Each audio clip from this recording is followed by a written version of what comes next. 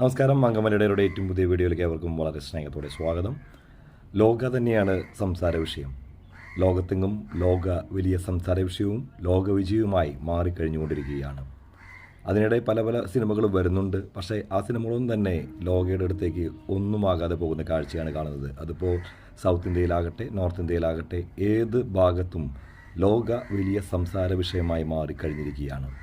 കഴിഞ്ഞ നാളുകളിലാണ് ഹിന്ദിയിലും ചിത്രം വലിയ രീതിയിലുള്ള റിലീസ് വന്നിട്ടുള്ളത്. ചിത്രത്തിന് വലിയ ജനസ്വാധീനം നേടിയെടുക്കാൻ സാധിച്ചിട്ടുണ്ട് എന്നാണ് നമുക്കറിയാൻ കഴിഞ്ഞിരിക്കുന്ന വിശേഷങ്ങൾ.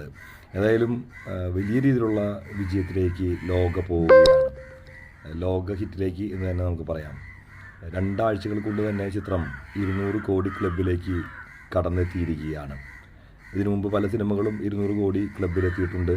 പക്ഷേ അവിടെ നിന്നെല്ലാം വ്യത്യസ്തമാകുന്നത് ഇതൊരു സൂപ്പർ ഹീറോ ചിത്രമാണ്. മാത്രമല്ല അതൊരു ലേഡി ഓറിയൻറ്റഡ് കഥയാണ്.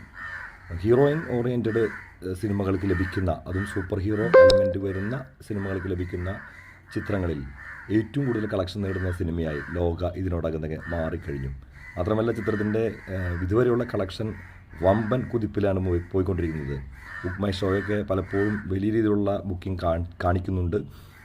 പല ദിവസങ്ങളിലും ചിത്രത്തിന് വലിയ ആളുകൾ ഉണ്ട് എന്നുള്ളത് വലിയ വാസ്തവമായ കാര്യമാണ്.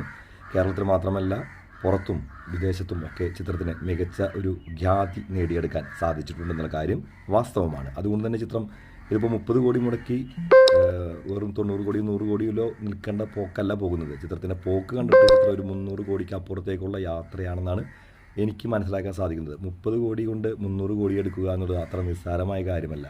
അത് അത്രത്തോളം ടെക്നിക്കൽ പെർഫെക്ഷനോടുകൂടിയും തിരക്കഥയുടെ മനോഹരമായിട്ടുള്ള കയ്യൊതുക്കത്തോടും അവതരണവും കൂടിയും ഒക്കെ അടങ്ങുമ്പോൾ മാത്രമേ അത്തരത്തിലുള്ള സംഭവം ഉണ്ടാവുകയുള്ളൂ. ഇത് കേരളത്തിൽ മലയാള സിനിമകളിൽ സംഭവിച്ചിരിക്കുകയാണ്. അതെ, കേരള എന്ന് പറഞ്ഞ ചെറിയൊരു ഇട്ടാവട്ടത്ത് നിൽക്കുന്ന ഒരു മാർക്കറ്റ് നമ്മുടെ വികസിച്ചിരിക്കുകയാണ്. ഹോളിവുഡിൽ വരെ നമ്മുടെ സിനിമകൾക്ക് താല്പര്യമുള്ള ആളുകൾ വന്നുകൊണ്ടിരിക്കുന്നു. ഒരുപക്ഷെ ഭാവിയിൽ വലിയ പാൻ വേൾഡ് റിലീസൊക്കെ മലയാള സിനിമകൾക്ക് ഉണ്ടായേക്കാം എന്ന് തന്നെ നമുക്ക് പ്രത്യാശിക്കാം. കാരണം ഇതിപ്പോൾ നമുക്ക് പഴയ ഒരു കാലഘട്ടമല്ല. പുതിയ സിനിമകൾക്ക് പുതിയ വിപണിയുണ്ട്.